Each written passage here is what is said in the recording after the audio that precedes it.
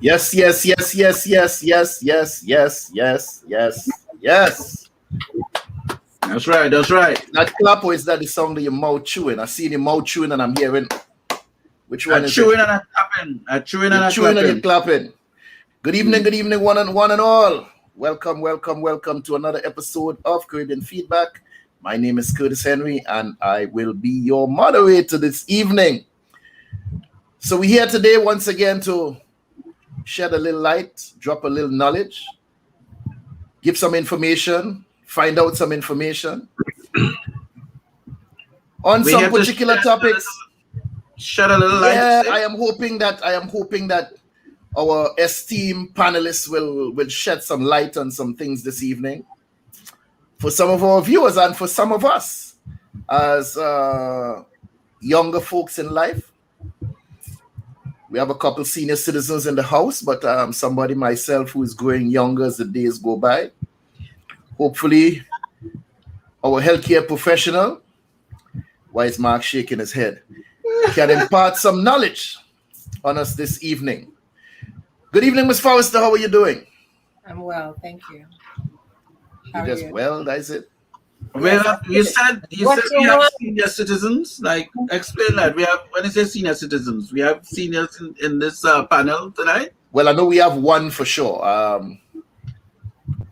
We have one for sure. I don't want to call no names and embarrass anybody, but why is that? If you point, I go whistle.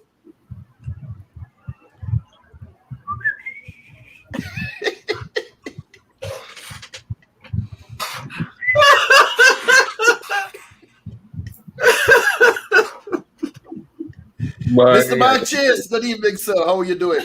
I'm doing fine. I'm doing fine. Yes, I'm a better before you came on the show, not true? I was busy today. Very busy. Well, welcome. That's good. It's good for someone your age to stay busy, keep the bones, keep the joints rotating. As it is for you, Moses. Oh, gosh. Why? Look, we're talking about Moses, this old man. Mr. Archer, how are you doing this evening, sir? I am very good. I'm splendiferous. I'm fabulous. I'm having some cafu. I'll take a little sip. Shout out to all the folks tonight. Please hit the like button and the subscribe button, those of you that are on YouTube. And nobody talking to us tonight. We have no group. They say there's 4 people. How many people? A couple of people are on.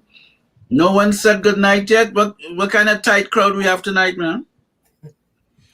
So what are you saying? They're in the crowd and they're in the back room and they're staying quiet.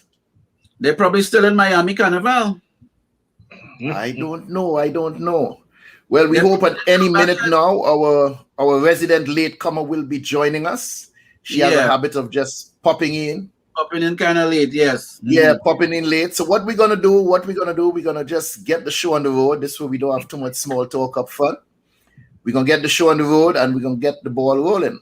Hopefully by that time we have a couple of the regular people chiming in and joining us on the show. All right. Run the thing. That's what's up. Run the thing.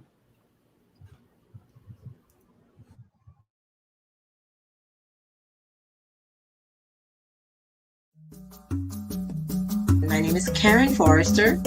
I represent BantuKreations. BantuKreations offers beautifully made, African-inspired, lightweight, handcrafted, one-of-a-kind earrings in wonderful shapes, shades, sizes, and colors.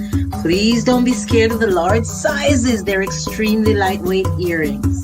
BantuKreations can be found on IG and on Facebook as BantuKreations.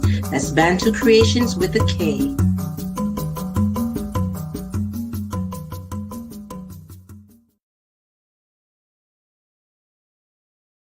Come check me out, chriskeys.com. I'm worldwide. Tony Altamirano. Hi, I'm Gina. What's up, everybody? I'm Win Vu, award-winning remixer. I'm an artist. Hi, my name's Justina Bethel. Hi, I'm Mike Bowen from Denton, Texas. How you doing? This is Tom Cup, music by Tom Cups. Check out Samuel E. Archer's book, Hybrid Executive. We are in the business, and here's how you can be a better business person because you're running your business. You can find my music at JustinaBeth_EL on Instagram or JustinaBethL.com, and I am a hybrid executive. I'm a hybrid executive. I'm a hybrid executive, just like you. Follow me at Koya Music, and I'm also a hybrid executive. I'm worldwide, baby, but just know I'm a hybrid executive. That's all you need to know, baby. Get on up, B. Check out my music, MikeBowen.com. I'm a hybrid executive. I'm a hybrid executive. Yes, yes, yes. Good evening, one and all, and welcome back. Now, good night, Caribbean people. Good night, Caribbean people. Good night, Carol Knight. How you doing? How you doing? Dr. Judith, welcome, welcome, welcome to the show. Hello. We were patiently, anxiously awaiting your arrival this evening. Hi, darling. Hi, sweetheart. How are you, my dear? I am lovely, my dear. And that brings out the beautiful smile. That brings out the beautiful smile. So now this evening we know we have a scattered crowd here. Sam, you in Delaware. Dr. Judith in Georgia. Mark Chase, you over in Tampa side. Karen, you here in Florida. I'm in Florida. This weekend we celebrated Miami Carnival. The first carnival for the year. And if you know Trinidadian people, you know West Indian people, they come out, they showed off, and a whole lot of people played mass and they put on the costume. I like my carnival. But I'm going to tell you all something. A lot of the people out there who put on them costumes, they had no right putting on some of those things. If you knew that Miami Carnival was happening in October, from way back in February or March, you could have done some preparation. And when I say preparation, I mean more than just paying for your costume. But some people, I had to put it, how could I say? They have no shame. They have absolutely no shame. The people, oh gosh, men and women. And you know, sometimes we as men, Sam and Mark, we put so many restraints and restrictions upon women as to how they should look. And in the meantime, I see some of these men, they're walking by and their titties sweating. Well, slow down. They had to lift up their titties to wipe off sweat from coming, and these are men. Men walking around Carnival Day, sweating from under their breasts. Males, not men. Wait, hold up. Who are restricting the women? I don't restrict no woman from what she's doing, you know. I do believe you do in some way, shape, or form in terms of your requirements and how you require them to look. You want a woman with things tight and looking nice, and you know, we a lot of us require that as men, but yet still a lot of our men, we're not taking care of ourselves. Does it matter if you're a breast man? I don't know. I have none. But my point, it doesn't look right, and I think it's unfair. Which brings us to our topic this evening. What are you willing to do to get the perfect body? How far would you go to make your body perfect? Now, long before Jane Fonda graced the television screen across America, doing her little yoga and stretch exercise, long before Richard Simmons showed up in his ill-fitting clothes and sappy looking self, trying to teach other people how to get and stay in shape, and he himself wasn't anywhere close to being in shape. Long before Billy Blanks taught us about his technique called Taibo, there was a man called Jack LaLanne, who is considered the fitness pioneer. Yes, Jack LaLanne lived to the ripe old age of 96. Over the course of his life, he wrote several books teaching us about daily exercise and nutrition. I urge you to look him up. A lot of his information is still vital. And The proof is in the pudding. He lived a healthy, long life. My question is, at which point in time did it become a necessity to have a six-pack? I have a six-pack. It's just that I have a layer of fat covering them. I have a one-pack. They're disguised. You know, so you can't see them. They're not for everyone's consumption. But I have a six-pack. It's just covered up. Somebody told me they have a keg. Today, the average 20-something-year-old seems to be obsessed with attending the gym. Everyone has this need to exercise and sweat all the time. I personally think it's because of how society deems that one in their 20s and 30s is supposed to look. And somehow, if you don't, you're considered less than attractive.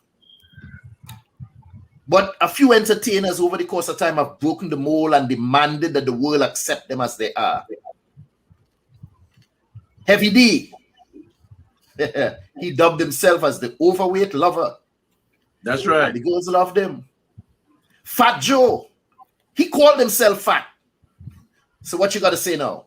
He embraced his size. Big Pun, he gained success despite his size. But at what cost? At age 28, he died from a heart attack. This man stood a mere 5'7" tall and tipped the scales at, here it is, 698. My God. High blood pressure, breathing problems, hypertension, high cholesterol, diabetes. These things plague our community, plague us as a people. So at the end of the day, the decision is in your hands as to what you choose to do where your body is concerned, your overall health. You all know Arnold Schwarzenegger. I read somewhere recently that when Arnold Schwarzenegger was in his prime, someone looked at him and said, I'm not quite sure if I want to look like you, Arnold. And Arnold replied, don't worry, you won't. Because Arnold knew that his why, this person's why wasn't strong enough. He didn't have the strength and determination to continue lifting and exercising to sculpt his body into the masterpiece that this 7 times Mr. Olympia had accomplished. What is your why? How far are you willing to go to achieve it? I've seen entertainers who did a total transformation in order for their careers to take off, like Nicki Minaj. No. She didn't have to lose weight. She decided to put on some weight in one particular part of her body. We have Patrice Roberts, a Calypsonian. She did her transformation. She put a little injection here, a little injection there. She did some body dysmorphic thing, get rid of some of the dark complexion. And is that alleged or is that real? That's real.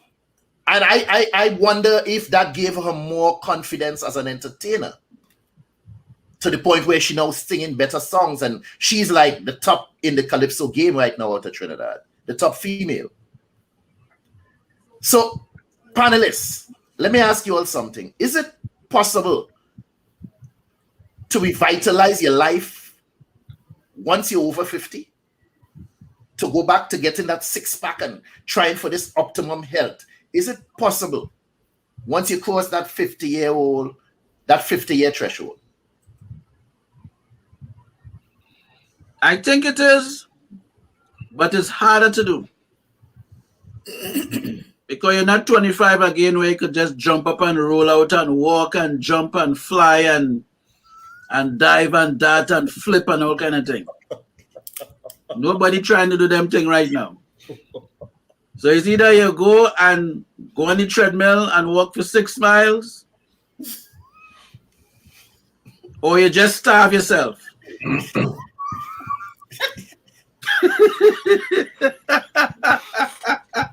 I see Mark shaking his head like, I don't care. What are you really saying? You're going to need somebody to hand it soon enough. You can, when you're 25, usually around that age, you pick out the bad habits you particularly like. Okay? And you go with them. You keep going. And at 50, you say, Oh, wait. That's not a pectoral muscle. That's a breast. And my six pack is now a barrel. And now you want to jump and do something about it immediately. And I think men and women fall into that category. My God, I have to do something about this now. If it took 25 years to happen, it's going to at least take 10 to undo. You have to put yourself into it if you want to undo it. Now, there are ways. You mentioned Arnold Schwarzenegger. If you look at a picture of him at 16, he looked like the thing that used to come in the bazooka bubble gum, where the guy runs by and kicks sand on his little scrawny behind. But he took the short way. It's called steroids. Then he worked out. There are women who get breast. Is that alleged? I'm sorry? Is that alleged? Schwarzenegger steroids? It was proved. Everybody in that era used them. Everybody who played football, even in my era playing football, steroids were given out at training tables. You know, and I knew what they were. I stayed away from them. If you spend 25 years with all of your habits, you know, and it could be silly habits. Oh, I think I'm gonna have a little more rice and peas, and let me get a couple of them plantains over there. Oh, and they got sweet tea there. You're doing that for 25 years. It's going to take time and effort to undo. So you can do it. The question is, at 50, are you going to spend the time and the effort to do it? And that's why the quick fix is so attractive to so many people. Curry chicken, the pills and the powders, you know, and the colonic cleansers, and you know, the trimmers and the waist trimmers and bodysuits, and you know, the newest guru and the newest thing that they found in the Amazon rainforest. That's a miracle drug. That's why those things are so appealing, because people like quick fixes. They don't like to do the work, and the work is hard. So you have to dedicate yourself to it. Mm-hmm. But has any one of you ever tried any of these products that you talk about, Karin? Anyone here on the panel ever tried any of these weight loss? I tried any of these products. I tried a product when I was in my early 20s, and purely vanity, really, because the weight issue wasn't that major then. But I tried a product that was being advertised on infomercials like every single night. It was very popular for a good while. And then at the time, I just entered nursing. And I thought, let me just see how it works. There were pills, capsules, horse pills, I would call them. And when I realized within like a week to two that they were straining my kidneys, I mean, your body has to get rid of it somehow. It's either going to be the kidneys or the liver or both. So you have to figure out, which one am I willing to lose? Let me see, you know, which one am I willing to damage? So I really found myself urinating so often that I got scared. About 2.5 weeks in, I just was like, 2.5 weeks. I'm not quite sure. It's been so long. I just said, okay, that's it, because I'm not going on dialysis, being hooked up to a machine 3 times a week, which is a realistic thing, because we're not just talking about straining one kidney. If you're lucky enough that it would just be one, but highly unlikely. You know, so I got really scared with that. I put that down quick, fast, and in a hurry. Yes, Mr. Sam. So I think that, you know, when you are going to do something to, what are you willing to do? Like, I think when you get to our age, there has to be a reason. So, for example, let's say Mark wanted to date Dr. Judith, right? And Mark feel that he have maybe 20 pounds he wants to lose. He has a reason now. Because he say, you know what, if I could lose this 20 pounds, I could give Dr. Judith a call. That's the why. That's the why I was talking about. The why. Yeah. Now, everybody on the panel is obviously single, right? But if he was married, would there be a reason to say go in and lose some weight? Yes, better health. Yes, Absolutely, yes, is the more better health, and that is my focus. Absolutely. I like Yeah, that. maybe. That is a very optimistic reply, but okay, I go with No, it. no, no. It's not, and I'm not being cliche here. I'm being serious. My health is most important to me. Physical, emotional, everything like that. And to stay mobile, to stay flexible is very important to me. I take care of my skin. I want to take care of the internal as well as the external. Even better. You take care of your skin, you say? Yes, I do, sir. All right, now. Okay, good. No, it's really important and to maintain good balance. Good balance, you know. I agree with you. The outside. But maybe you might be married, Sam, and still want to date Dr. Judith. So why you? But men don't usually do it for their peers. They usually do it for that person who's 20 or 30 years their junior.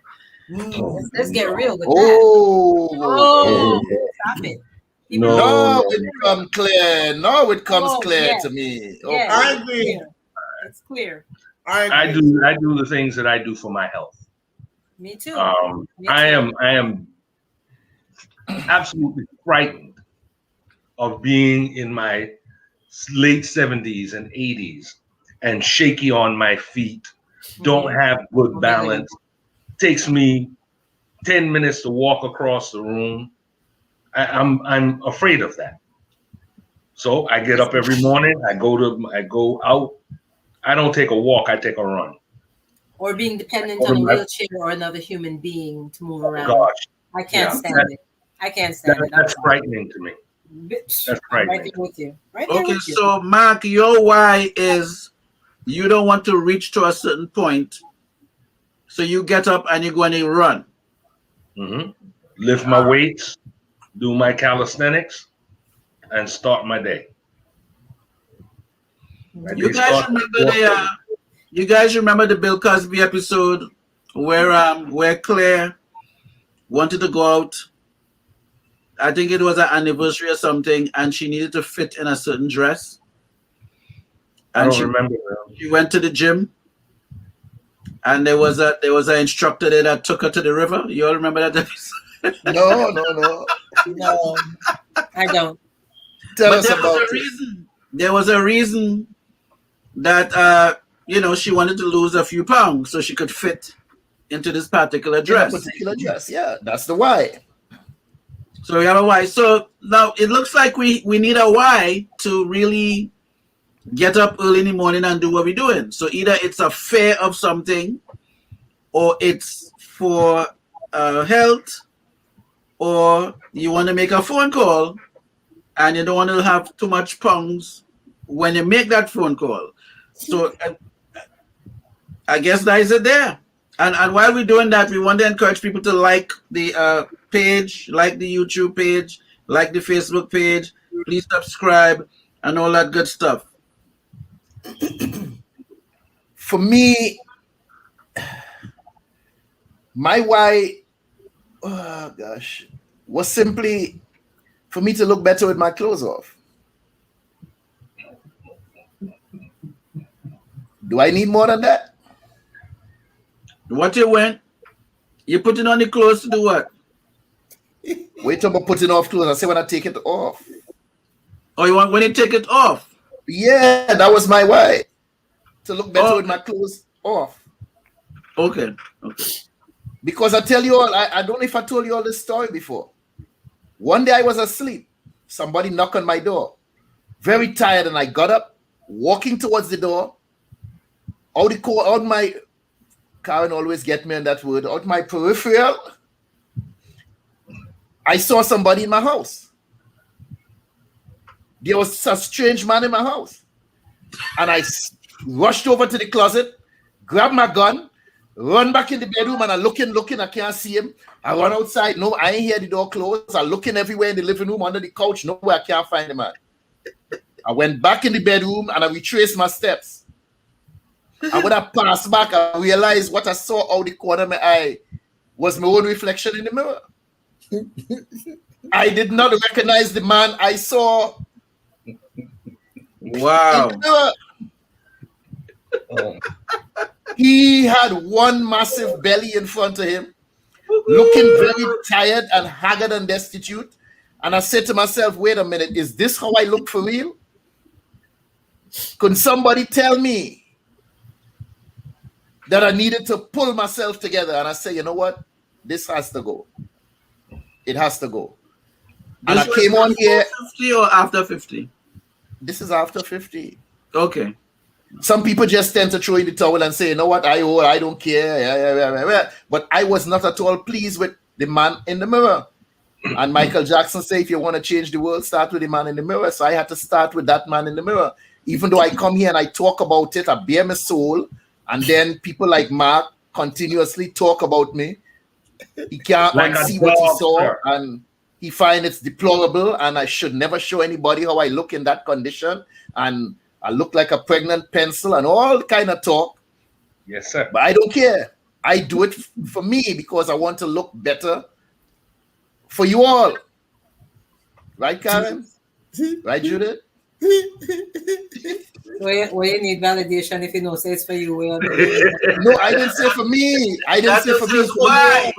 That is the why. You see, he had a better with my clothes off. What is your why, Judith? When you take your clothes off now, is that for you to admire yourself, sir?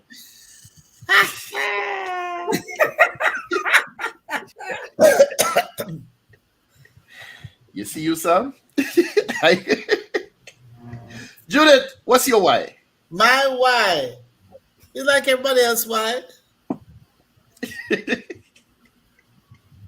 What? No, seriously, health, and to continue to look attractive. And when I take my clothes off, I don't want things falling and going to different places. You know, they fall down and go that way. So listen, I actually massage my upper area. I massage it. You massage your shoulders? Yeah, man, that too. Oh, okay. I was a little slow, but I think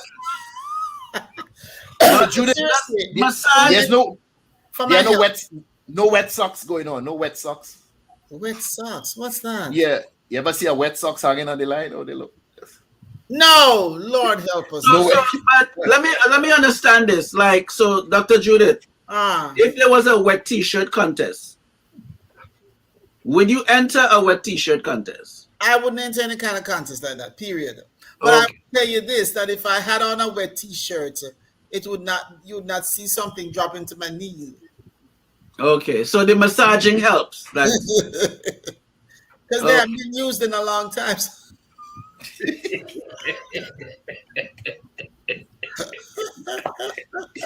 So I have to keep up the market value, you know. So seriously, my health and attractiveness, and like Mark said, I really, and I hope it's not vanity. It's just I'm very afraid of living a life where I have to depend on somebody to take me around and help me to walk and those things. And I don't think for me at this stage is vanity. It's just I would rather There's not. nothing wrong with wanting to be independent as long as I can. Possible. Yeah. So for that, and I think also before I turned 50, I was working out. I've been working out for over 20 something years. And it helps me mentally. Right before I came out, I did about 15 minutes. I prefer to do 15 minutes than none at all. 15 minutes of what? Exercise. Okay. Exercise. So, but like I said, for attractiveness, for health, I take what do you call it? Blood pressure medication. It has a diuretic in there. So that causes me to use the bathroom more frequently. And I drink a lot of water. So I have to use the bathroom quite a bit. But I say all of that to say, I can't decide how long I will live, but to some degree I can decide how I live. No, that's right. That's right. That's right. And I want to exercise and the church says amen. Yeah. Yesterday I completed 50 sit-ups yesterday. Nobody, no congratulations for that. I thought you were gonna say something else. I thought you were gonna say. But I needed the congratulations. I completed 50 sit-ups yesterday.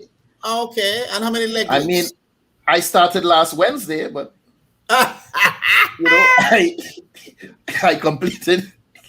And that's I completed the 50. Why do you need the validation? And that's the whole essence of what we're talking about. Why do you need validation to know that you are worthy, to know that you have value? Why do you need external validation? It's not validation, but congratulate me on my efforts. The brother trying here, man. External validation. The brother trying here, Curtis, I give you a patty. Okay, for all the effort you put out, even though it took you 7 days to do it, the 50. A patty?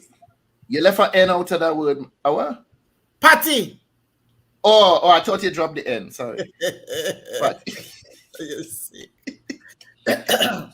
So going back to the carnival, right? You think the people was looking weird because of the fact that they were home a lot and there was no fits happening around the country? So we could say things were BC and DC, BC before COVID. Before COVID. And DC during COVID. Before COVID. No, some of what I saw, that was happening way before COVID. Pre-COVID. I don't think COVID alone could have put on some of what I saw yesterday on the street. Please. And you're talking about people. No. Mind you, I'm not doing any kind of body shaming here. That's not what I'm saying. But I'm talking about the courage of these people, despite what they look like, to come out in a set of thongs for carnival. And some of them have no business wearing a thong inside or outside. That's not bravery. That's not courage. That's what wickedness. They want to blind something else. That was something else. Blind you. Now, I also want to say something. There's some people that look good when they're fat. And when they go to play mass, it just look. You know what? This person need to be fat.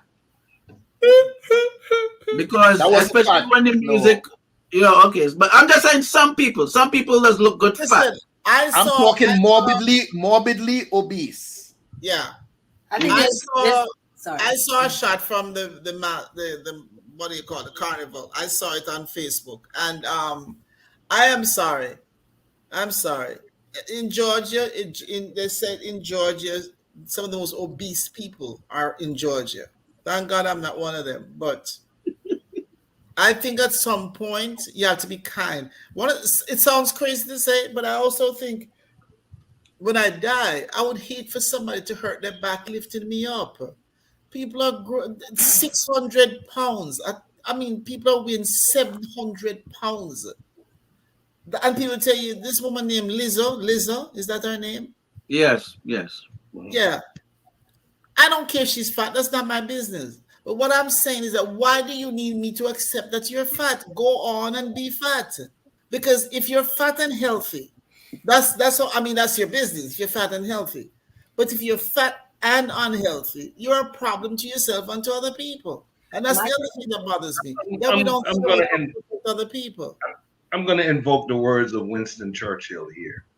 When he was arguing with his cousin, the Queen, about what should be done in post-war Britain.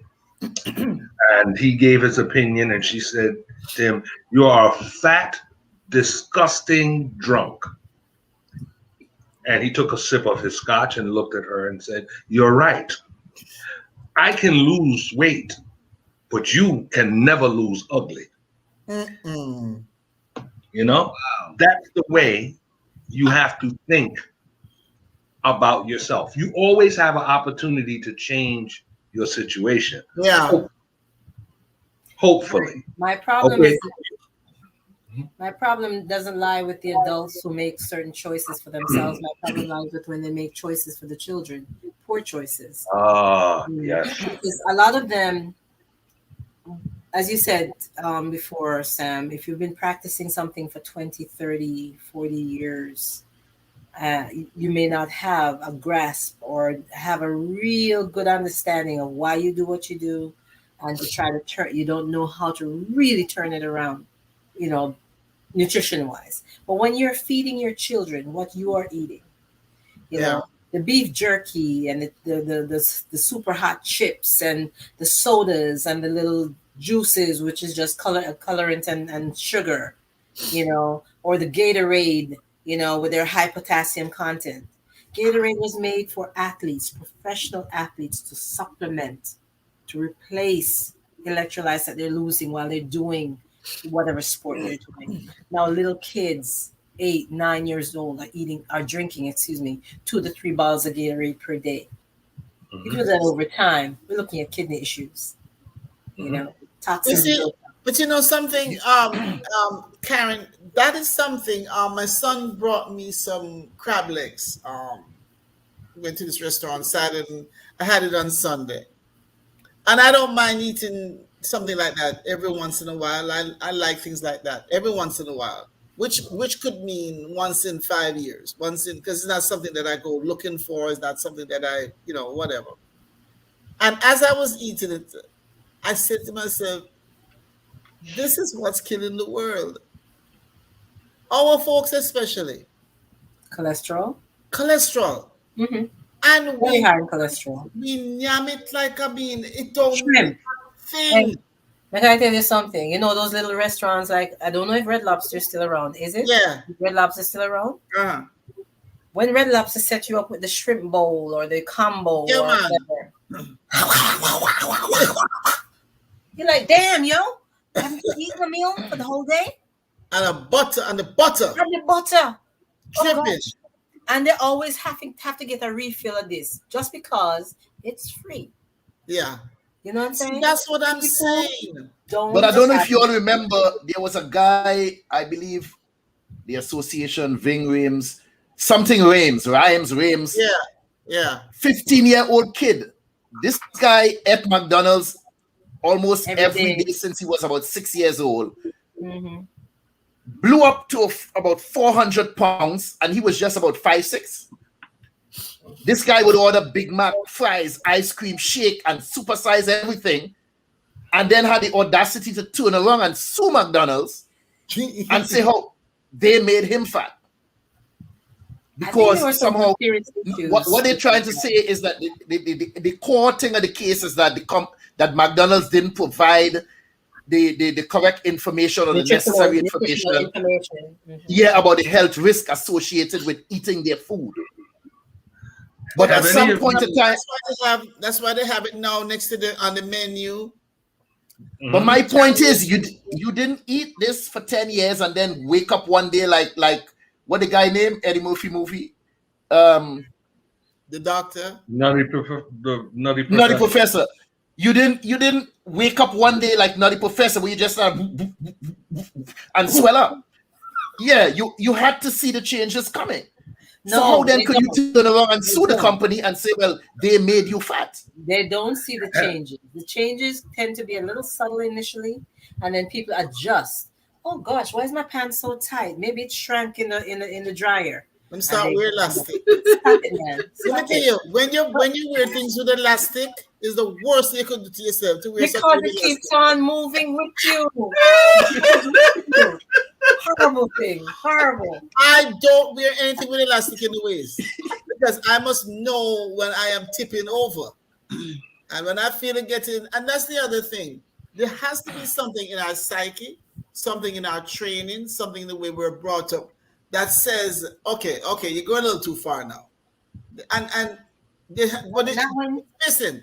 It's missing because no pride.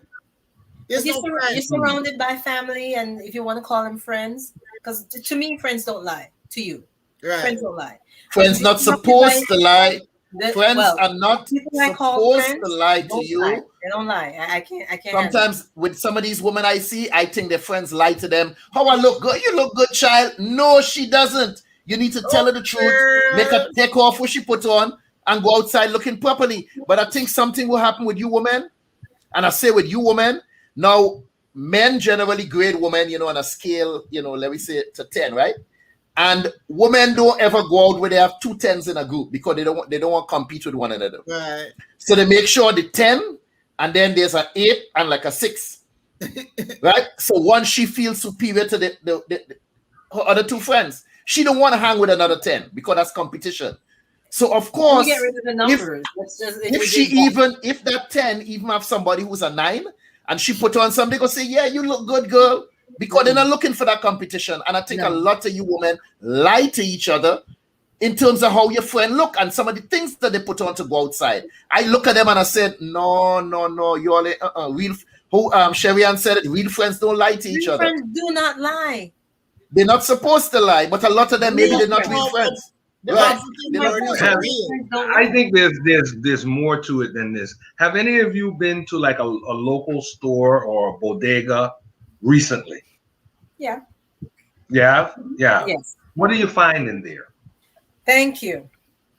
Beef jerky, chips. Everything has high salt or high sugar, so to get you to purchase those things because it's cheap. Pure sugar.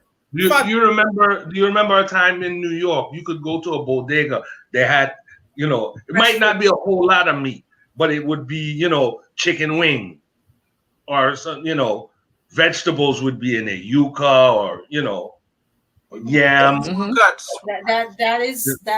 is absolutely true, and something that I really wanted to touch on as well. We're talking when we're talking about the population that's most affected by high blood pressure, hypertension, diabetes. We're looking in this country, especially, the numbers are changing, but we're looking mostly at African Americans. Okay, yes. in my area in Florida. When I first moved to Florida, I'm thinking people are exercising and all of that. But in this area where I am right now, whether they're 20 or 50, they are morbidly obese. There has to be a better word than that. More, to really give someone the image. Tell the truth. Obese. And a large percentage of the men that I see that are over 50, because of my nursing history, have had a stroke or are going to have a stroke. The neighborhoods that have the high population of African Americans with the little bodegas, if you want to call them, they don't call them that. The corner store is what they refer to, refer to them as. They don't have anything really healthy. There are a few of them that are breaking that cycle. But when they check the demographics across the US, those little corner stores with the high population of Black neighborhoods, you can't even buy a fresh fruit if your life depended on it. It's changing, but there are a lot of areas where that is still true. But you can get some sugary juice or some sugar and water. You can get the beef jerkies and every chip and every flavor you can possibly think of. And the pig skin. That's what I like. Dried, deep fried and battered twice. I don't know what the hell that thing is. Poison. You can get all of that in droves, but you can't get a banana and orange and some apples and stuff in those stores. And that has led to this problem. But you know what? You ever wonder why a burger costs 99 cents and a salad costs $8.95? Huh? They're trying to kill you. The unhealthy stuff, they made it cheap. The good stuff, there's a high price. Why am I paying $8.95 for a salad? But $1 for a cheeseburger, and you go there and you get that up and you say, yeah. But let me ask you something. Why is it a common thing for us as Homo sapiens to see an increase? I say Homo sapiens. Sorry, I'm sorry. I skipped for a moment. Sorry. To see an increase in belly fat as we get older, or is it because somehow we just get lazy and cut back on exercise? It's a stress. It's a stress response. It's not just about the aging process. We get more stressed as we get older. You have to think about, the children getting through college, or, your retirement plan, and your house. Is it all paid for so that everybody can be secure? There's so many stressors. That's what leads to all this weight gain in certain areas of the body, like the abdomen. But you're saying we don't. But it's so. So what do you have to say about young men who have this excess belly fat in their late 20s and 30s? And they eat too much, and they drink too much beer, and beer turns into fat. Any alcoholic intake of more than one or two, little drinks, they're drinking at 40. A lot of these guys, or a 6-pack, or 2 6-packs with their friends, and all of that goes to that stomach. All of it. Well, there is also some of the statistics are skewed. Both me and my brother, we were in high school at the time. This is in the 70s. And we were considered obese. Neither one of us had an ounce of fat on us. Our BMI was under 19. But they considered us. The school, the school charts said that we should weigh no more than 175 pounds. That American Dietetic Association has had to be changed so many times. Give me a break. You can't use one ruler and measure all the population. Bill says the same thing. And yes, we didn't have a 6-pack, we had an 8-pack. But you see, I just used the word Homo sapiens. That's those of us who grow our foods, grow crops and whatnot to eat. Mark, however, does not belong to that classification. Mark is on the Neanderthal side. He likes to hunt for food. I like meat. He's not a Homo sapien. Mark is Neanderthal. He's a meatarian. But I wanted to also add this to the table because Karin was talking about stress. So some people could, respond. Some people gain weight and some people lose weight, right? And with the stress. Mm-hmm. But there's also another thing to consider. The lining of the stomach when you're a teenager to when you hit your 40s, 50s. Sometimes you have a lining that is building in the large intestines, and you may need a colonic as well. We're looking at different areas, so the stomach is separate from the large intestine. I'm sorry, I'm talking about the large intestines. Okay. Don't worry about it. But the whole idea was you have a lining, and the lining there's a buildup, and that can also protrude, make it look like the tummy kind of. And also what changes with aging in the intestines, the bacterial flora changes based on diet, based on stress, based on elimination pattern. You've heard people talk about, I remember one person that, I don't go to the bathroom more than 2 times a week. What? What? Do you have any idea how much toxin is being built up in your GI tract? Lord have mercy. But it's pending so many things working together efficiently. You know what I'm saying? It's not just one thing, but the bacterial flora, the healthy flora, gets all twisted up when you introduce the wrong things. But Karin, Sam brought up the intestine and the stomach lining, but tell us about the different types of belly fat that you don't really see, like the intramuscular and visceral. There's another type, some kind of body, subcute, something else. That's just below the level of the skin, subcutaneous. Yeah, but talk about that. That's not the other stuff that Sam was talking about. We're just talking about layers, layers of fat. You're looking at the 9-month pregnant beer belly versus the little pooch that maybe somebody has, post-pregnancy, or, somebody in their 30s, 40s starting to gain a little weight there, after multiple pregnancies or something like that. That's very different than that pregnant look to it from years of overeating, years of abusing different types of alcohol. The alcohol has to go somewhere. Yes, it's, the liver helps you out, the kidney helps you out, but you keep on putting that stuff in, it all turns into layers of fat, and it's really expansive fat, layers. Let's be fair and say that there are some people who are very, very overweight and in very, very good shape. Sure. And, they have their heart That's function. genetics to a large extent. That's it is. Predisposition. That's genetics. That's not just, some people, like people from, say, the Samoa, these people from the Samoan Islands or whatever, Hawaiians and so forth.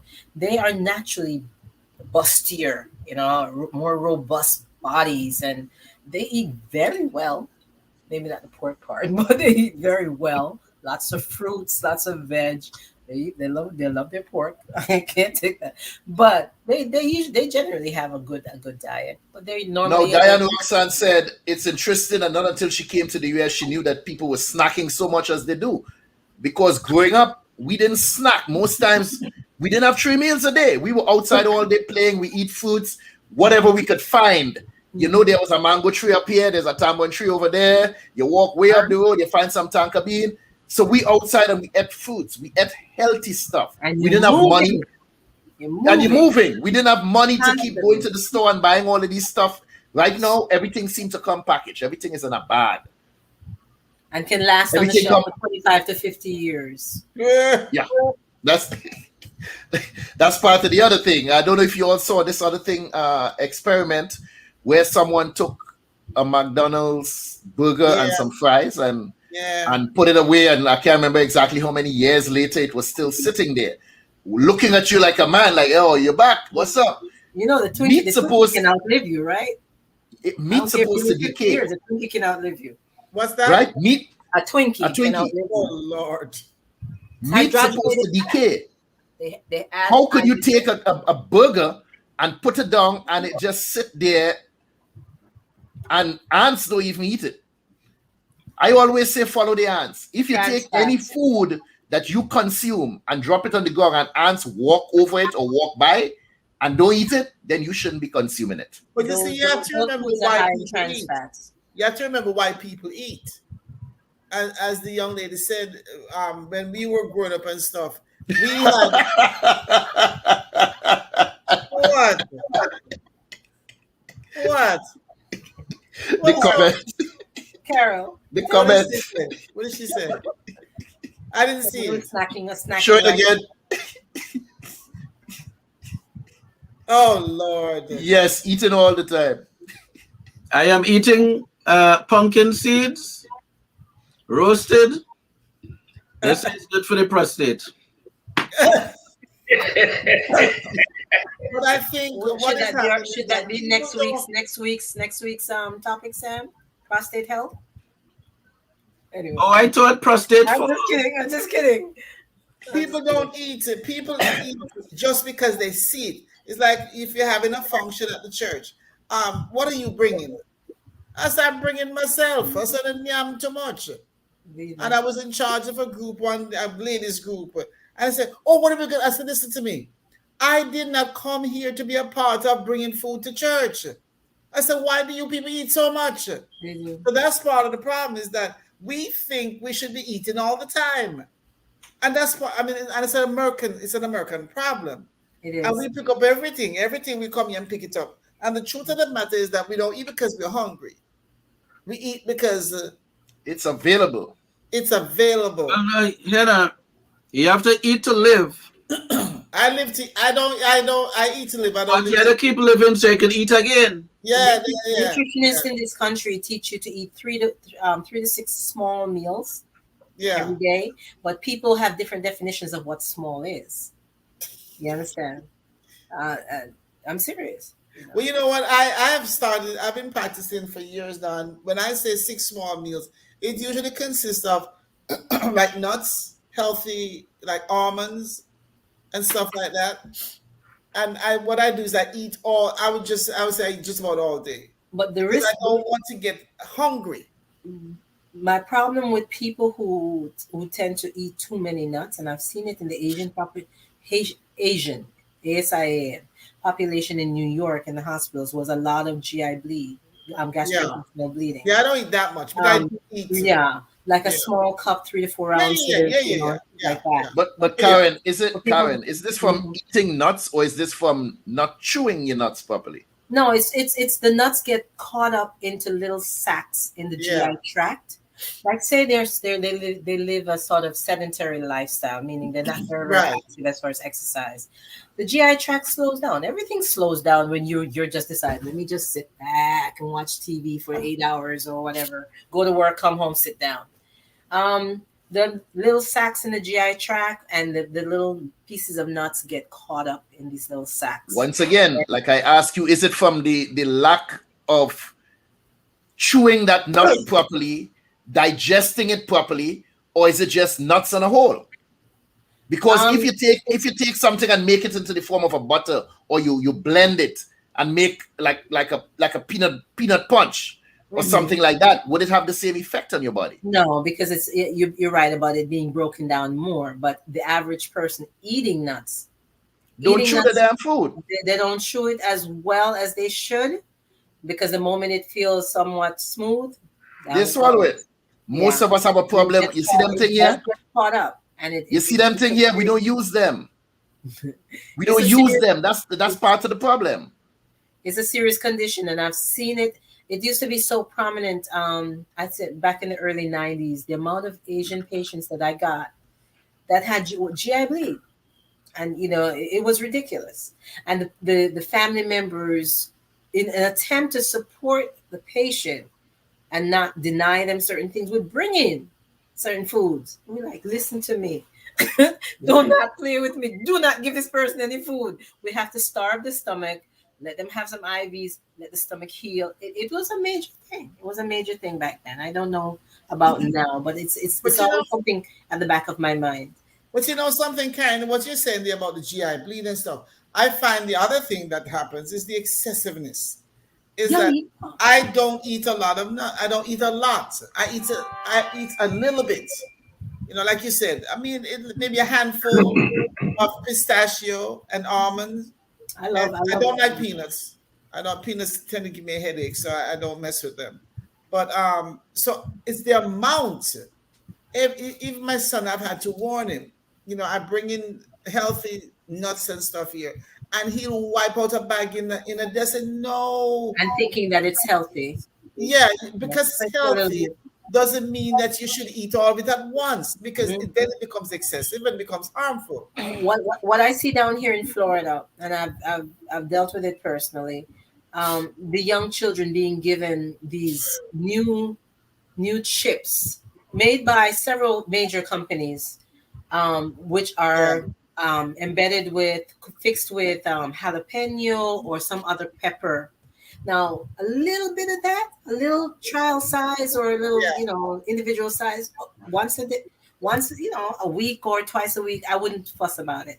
But these children are eating these things every single day. Yeah. And what I know for a fact is going to happen is that they're going to develop what we call esophageal varices over time. And then people are not paying attention to that. Could you break that down? Could you break that terminology down? Bleeding blood vessels that rupture in the throat, right? And it's ridiculous. You try to educate them and say, listen, I'm not trying to deny you the pleasure of enjoying something, but I'm not giving this to you every day. And sometimes they go to school and they swap little snacks and all this nonsense, and you have to try to educate them and say, you're not to eat this every day. Over time, it will affect you. Mm-hmm. You know what I mean? Negative. They consider that old people talk. That is old people conversation. I want to refer back to something that Curtis said regarding me. When I am lean, when I am running and I'm in shape, I don't eat any starches at all. I don't eat rice. I don't eat bread. I don't eat Irish potato. I don't eat yam. None of it. That's my weakness. I eat. But he has meat, an issue. Fish, green vegetables. That's what I eat. That's it. Can you add that you have a medical issue that yes, goes? I don't digest complex carbohydrates well at all. And eventually I begin to break out in hives and all kinds of mess.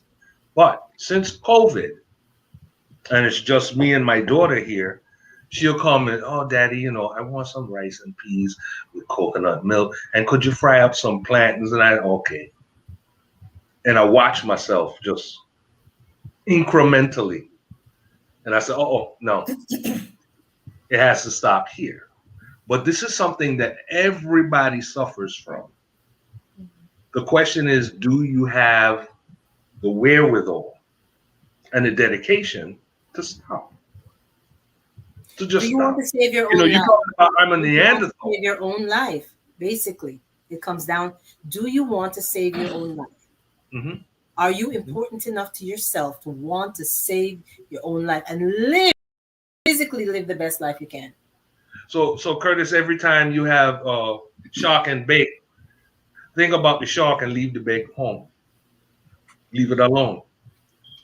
You'll find. That's not gonna happen. I know it won't. I know. Just like you and the that's equal. what it So takes. stop it. Stop it. That's what it takes. Stop it. But in all sincerity, everything that you mentioned a minute ago that you do not partake in, that's my weakness, because that's what I consume a lot. The rice, the flour, the stuff.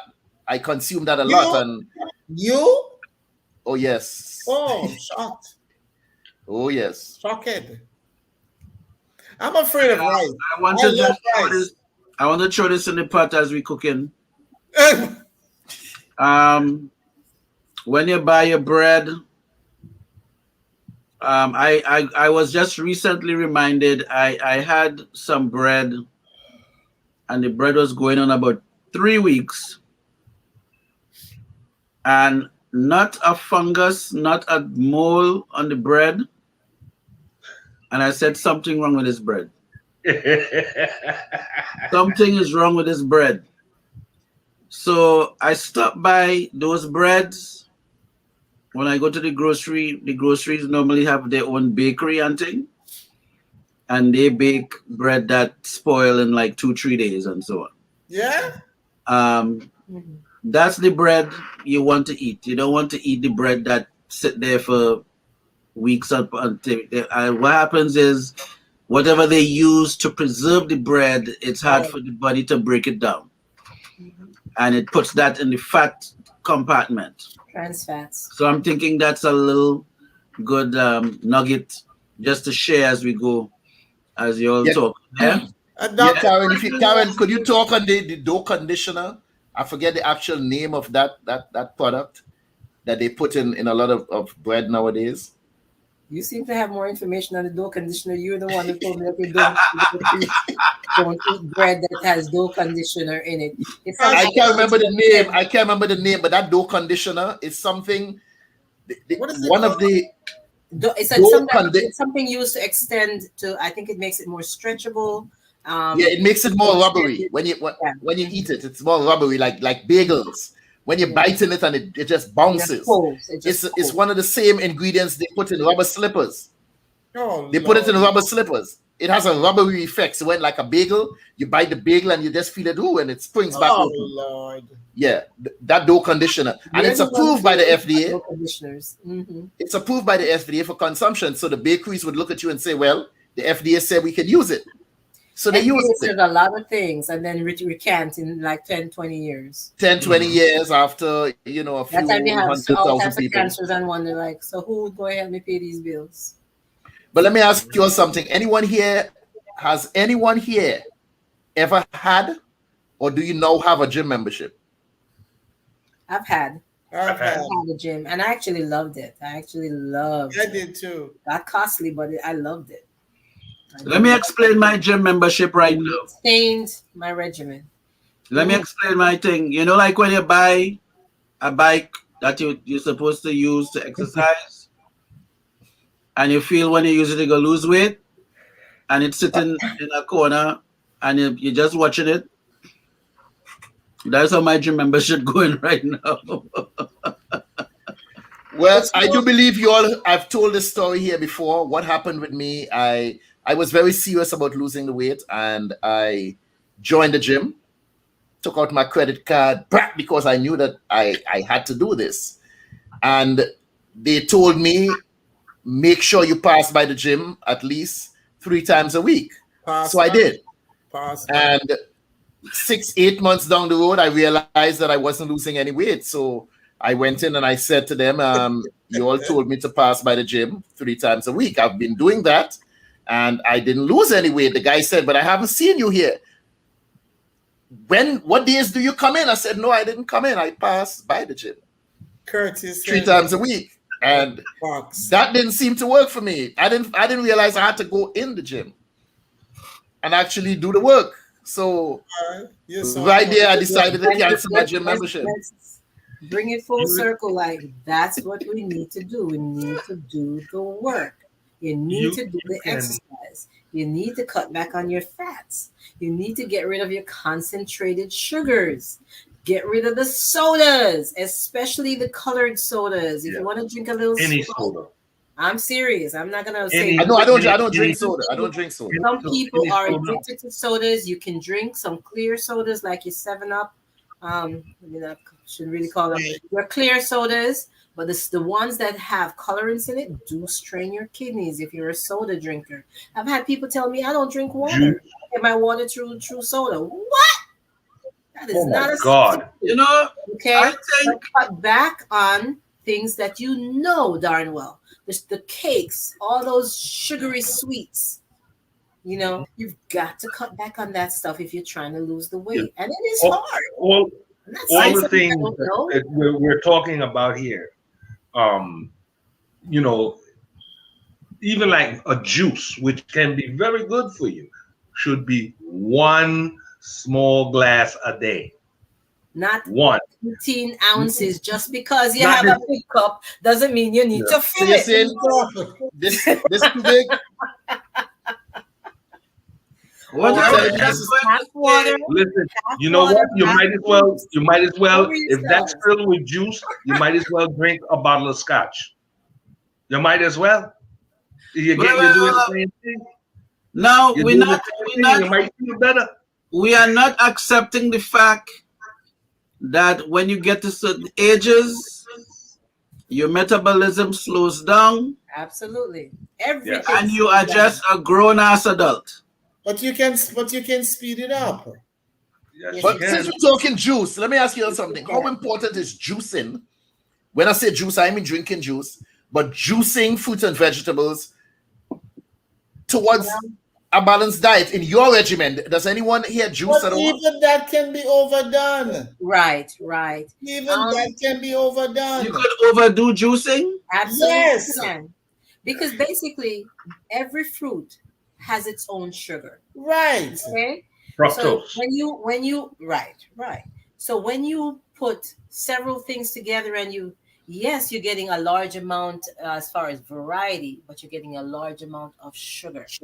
People who are drinking that every morning, and they're not having 6 to 8 ounces.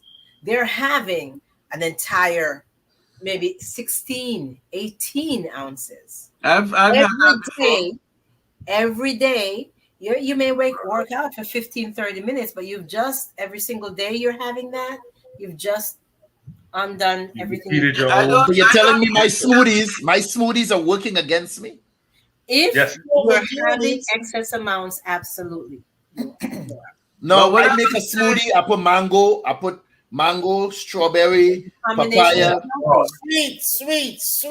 All of that together with some almond milk. The combination is healthy. The amount you have to watch the amount. Listen, at some time about 4 years ago, I had a container. I had mango. I had mango's almond milk, and I put some. I put some. What do you call it? A creamer. It's called sweet Italian. Let me tell you something. It was delicious. That's right. Wait, I had a co-worker that this one guy, she was going to fight me one day because that's what I was giving her in it. When I taste it was and I like it thick and rich. My blood sugar shot up. Yeah. Went to the doctor one day and the doctor said to me, you have to stop. You have to cut down on the rice. He said to me, give me your hand. He said, this is how much rice you should have. And he went like this. I said, I do. It's just that mine is piled high. So what I am learning, I know what I do that is crazy. So guess what I do? I stay away from the madness because I know if I'm gonna have a mango smoothie, I want it to be rich. I want it to be thick. If I want to have a mango smoothie that I make, I might have that once every 6 months. I cannot have that daily. It will kill me. Let me say this too. If you're going to have something rich and thick, it would have to be chocolate too. You need to add chocolate into that. Listen, I just made one tonight, but it's one of those drinks. It's light. It's lighter. No, you can have it as a meal. You can have chocolate is not bad. This is a disadvantage. This is a disadvantage. Now I told you all about the bread just now. That will spoil in 2 to 3 days. The problem there is when you go for that bread, when you look at the next table, is marble glazed cake, is cheesecake, is cupcake.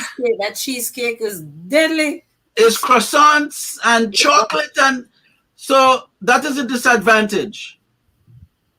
So wear blinders when you go for the bread, so you don't look at the sugary stuff next to it.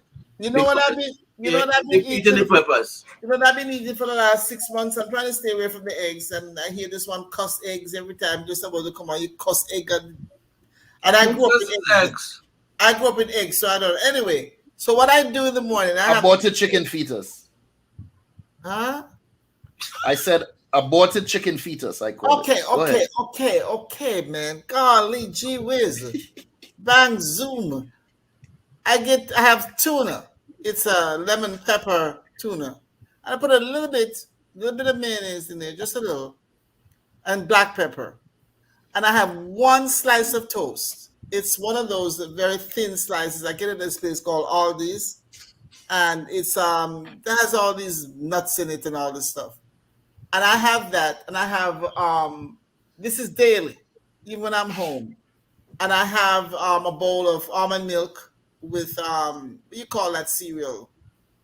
The one with the raisin in there. Raisinettes. Raisin bran. Raisin bran. And maybe a 8-ounce container with apple cider vinegar and hot water. That's what I have almost every day. And ounces of apple cider vinegar. Apple cider vinegar with hot water in it. Now, how many ounces of apple cider vinegar? Oh no, maybe at the most 2 tablespoons. Even 2, I think that's really acidic. But listen, what the apple cider vinegar does for me, it helps me with my digestive problems because I used to have. It is a cleanser. It is a beautiful cleanser. Yeah, so I have to, because I used to have problems with digestive problems. So it's helped me with that. But I have that just about every day. I don't have the stomach issues I used to have. I don't have the problem of like burping, just not digesting properly. So that's what I stick with because it works for me. And I very rarely eat rice anymore. Very rarely do I cook rice. If you can eat things, and I've said this before, that are in season, part of the problem of what's happened, especially in this country, you can get anything, anytime, at any time of year. Mm-hmm. Anytime. So you want mangoes in December, you can get them. If you want them in June, you can get them. You want whenever time you want. If you ate them when they were in season, it would only be a 2-month season, and you wouldn't see it again until next year. Or if you ate strawberries are predominantly grown in the Tampa area. They're harvested in February and March. So you may be able to get them through April. If you ate things when they were in season, you'll likely not have a problem because you're not filling up on the same things over and over. But Mark, you saying that what I liken that to is doing things in moderation. In a sense, yes. Yeah, because I decide There's a cake. It's called Tuxedo. It's chocolate and vanilla cake, and it has chocolate mousse in it and another filling in it. And they sell it at Kroger, and they sell 2 slices for it was $2.50, now it's $3. I enjoy that, and I made a decision some years ago. There's a lot of things that I don't have, that I don't get, that I don't do, and I said it to said it to one of my brothers. He said, "You know, you're sick." I said, I don't have that wonderful physical activity that a lot of people enjoy. I don't have that, and I haven't had that in a long time. I don't smoke and I don't drink.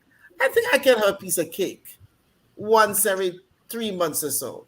So what I do is I decide that's what, and it's 2 slices, and those 2 slices will last me a week. I purposely let it last me that because I know I don't want to be eating that every week or every, in other words, I'm agreeing with what you're saying, but it's not about, for me, it's not so much about season, it's about choosing. I like it, it tastes good. I don't know how nutritious it is, but I have some pleasure factors that I got to take care of. Talking about pleasure, anyone here has ever indulged in a slice or 2 or 3 or maybe a whole one of Junior's cheesecake? What a deadly place. I never have. No, I heard about it. Wait. Judith say what? Judith say what? Where did I get it from? You said you have never what? I don't remember eating Junior's cheesecake. You have not lived. It is amazing. Wait. You never had Junior's cheesecake, Dr. Judith? The best cheesecake. You have not lived. I know there's a lot of missing. It is sinfully delicious. Oh my God! I'm going to order you. On the strawberry. I'm going to order you. You live in New York? A Junior's cheesecake. Junior started selling their cheesecake on QVC some years ago. I almost fell to the floor. I was like, I don't need to know that I can order it online. I don't need to know that. Oh yeah. You gonna send me one, Mark? No, you don't. You never had hyperglycemic shock. No, you don't need one. Listen, that means that if I have that, I have to have one piece every few days. A square. What is the favorite topping? Hold on, place the order now. Judith, you prefer strawberry or cherry topping? Try the cherry. Yeah, try the cherry. I'm just letting Mark know. Try the cherry topping. And your taste buds will never be the same. You will never be satisfied consuming anyone else's cheesecake. Listen, after tasting Junior. Put a disclaimer. If you have sinus problems with cheese and dairy products, I know. Do not try that Junior cheesecake. Your sinuses is going to kill you the next day. Well, you know what? I have a teapot. What do you call it? Little teapots? Oh, netty pot. Teapot, yeah. So after I have it, I'll do That's a shame. But let me ask Karin something here. Let me ask Karin something here as a healthcare professional.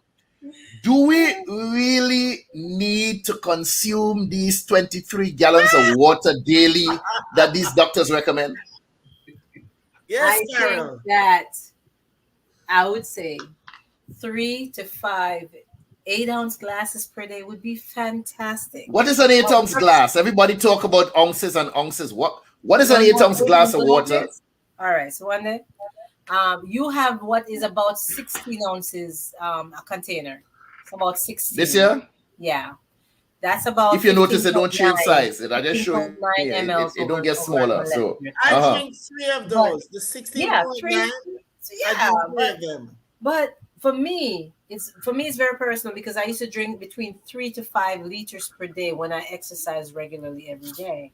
Mm-hmm. So for me, that was well balanced. But I understand that sometimes people go overboard with it, and it's like we're in a culture where there are over 250 different water manufacturers in this country. That's where it's a lot of water there. That's a lot of water. I don't look at the community. I don't come in the screen and see there for a little bit, man. That's a lot of water. Your recommendations are completely different. Can you tell Carol that I agree with her, please, Curtis? Carol Knight. Tell her that I agree with her. What did she say? Put it up. Dr. Judith, the cake makes up for the lack of that physical thing. Lord have mercy. I will hold you to that, Miss Knight, and see when I get it. Like I told the doctor, I do eat that much rice. It's just that it's piled up. So we'll see what I do with the cake. Guys, I'm gonna run. I gotta go. Yeah. Don't bounce a little toe, you know. Don't bounce a little toe. But I really had one more question, and we do like your 30-second closing. You did that. We like your 30-second closing. From who? We like your 30-second closing. But I just wanted to interject something as we talk about juice. Remember, we could also juice vegetables and stuff like string bean juice, good for diabetes, hypoglycemia, skin disorders, and weight loss. You have stuff like string bean juice. You have stuff like tomato juice, that good for bladder, liver, skin, kidney, gallbladder disorders, and also weight loss. Business take too much, man. This eating business take too much. I gotta tell all of this, I gotta tell all this thing we talking about stressing me, and I'm putting on weight just from the conversation. Let me close it up. What I want to find out, just let me leave the people then with some advice. We talk about mostly the bad things and the negative stuff, but give us 2 or 3 steps towards good health and longevity. In closing, start with Karin. 2 or 3 steps towards good health and longevity. Let Karin think it. We go come on to Judith, and then you're going to take your 15 minutes to close. And we're going to keep it going from there. Regular, consistent exercise of 15 to 20 minutes, 4 to 5. Some people say 3 to 5 times. I say 4 to 5 times a week. Give yourself 2 rest days. Water intake more than juice. You can have a little glass of juice, 6 to 8 ounces per day, but this constant need to reach for the orange juice or some other concentrated juice, apple juice, or worse yet, sodas makes no sense. It's just your undoing. And I don't know. I just think that water and exercise is like the main thing, and cutting back on your fats and your fatty meats, you know. I made changes to my diet because just for health, not because of any religious affiliation or because I have a judgment against anything. I'm a trained chef. I love to cook. I love to cook for people. I'll cook anything. And I'm changing my mind a little bit about 1 or 2 things, but food is a beautiful thing, but you must know how to fix it. You must know how much to eat. And stop being, a glut. Just because you can get a supersized amount of something doesn't mean that you can do it, because it's going against you and it's straining, especially your kidneys, and it's certainly straining your liver. And a lot of young children are ending up with diabetes. And when you get diabetes as a child, you end up with being insulin dependent for the most part for the rest of your life. None of that is worth it to me. I saw diabetes in my own family, and I saw the road over there. I decided, let me try that one over there, because I'm not going to be hooked up to a machine and lose my independence, for the rest of my life. So I think you just need to be mindful of content and quality of foods, and learn to, cook your foods. You don't have to stop by the fast food restaurant every time. The parents that depend on fast food for their children, their children look like little porkers. Pork chops walking down the road, whether they're 4 or whether they're 11, and that affects them, especially if their sex hormones later on. It affects them negatively. I'm done with that. Mark Chase, take us home. 2 or 3 gems. I got to go. First, okay, Judith. Let Judith take her 20 minutes. Come back to you, Mark. Blows and skirts. Listen. Blows and a pastor in Florida said some years ago. She didn't follow her own advice, I think. But anyway, she said, because she said, my father died and he didn't leave me any money. And he didn't leave me any land. And she said, why would I want his diabetes? Why would I want his hypertension? She said, they say it runs in the family, well, let it run on by me. So about 4 years ago, doctor here told me, your blood sugar was high, and they ordered that horrible medication that I should take it and never told. Glucophage? No, the other one.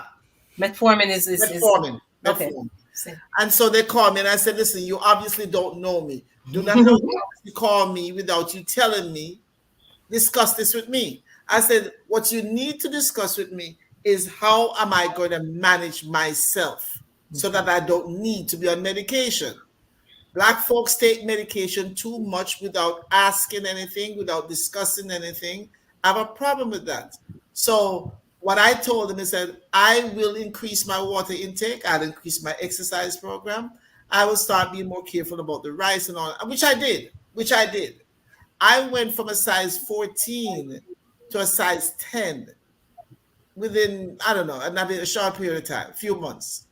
I took charge of that. One is that, like Mark said it and Karin has said it, I don't want to live as much as is possible dependent on anybody to take care of me physically.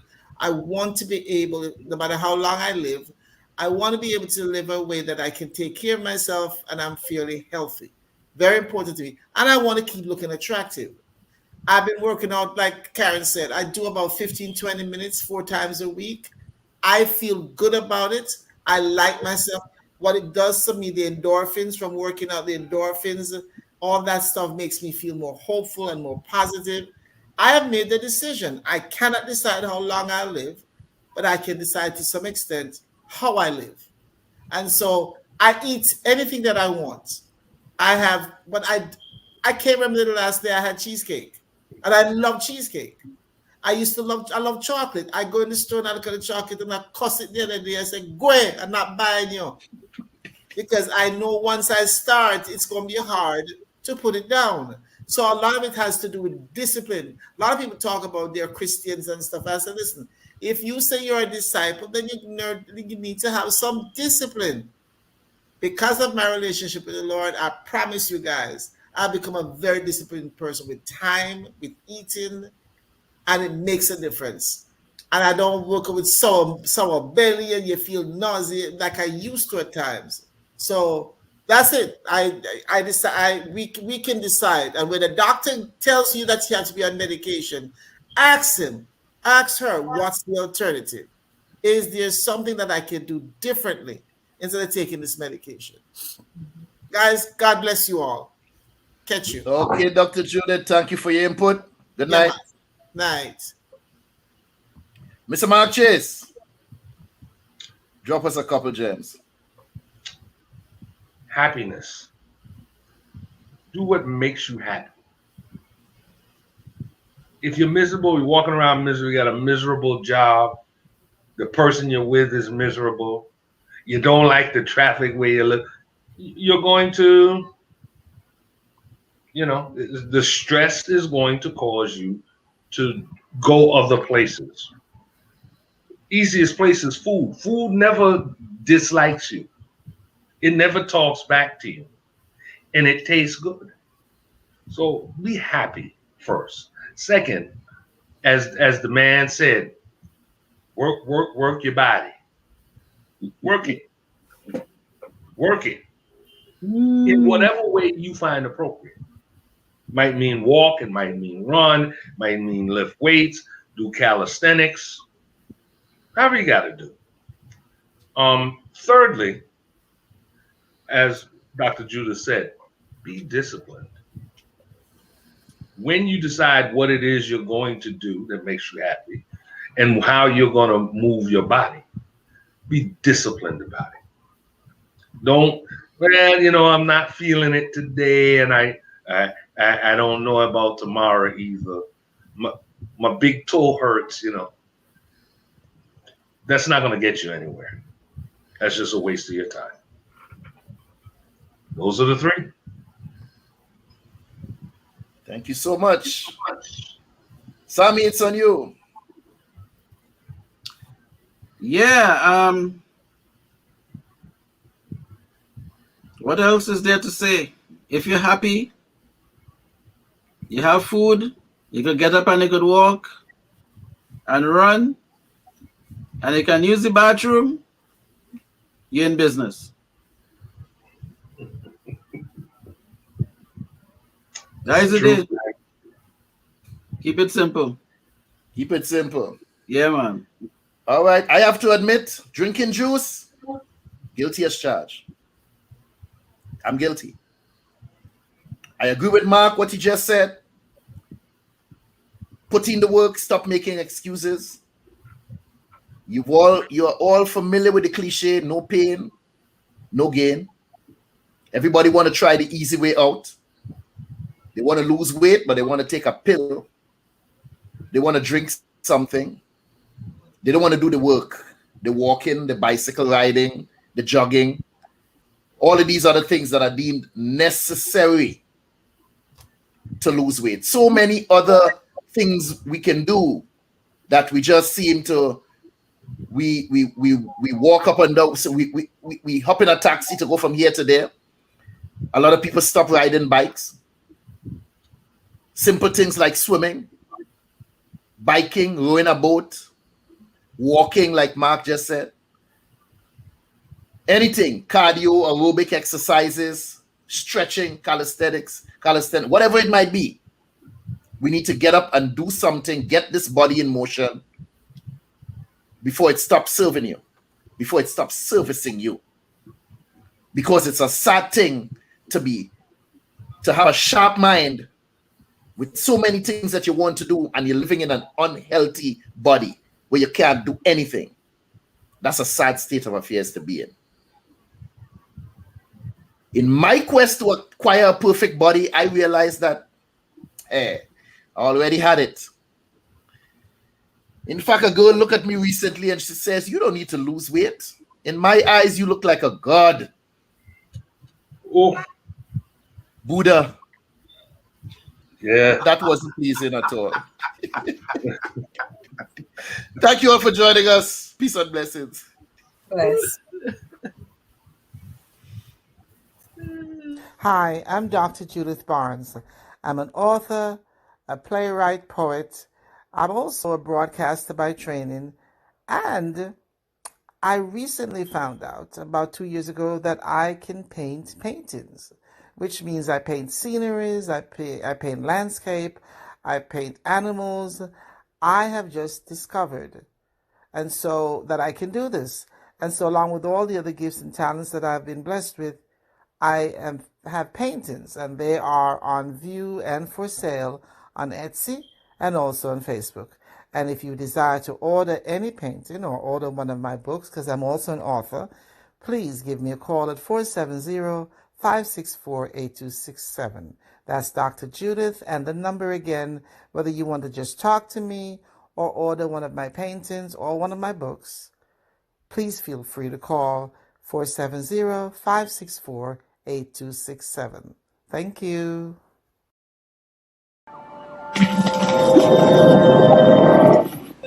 Hello there and welcome. My name is Curtis Henry. Over the past few weeks, as we were putting the final pieces together to get the show on the road, some people asked, why do you need to showcase Caribbean people?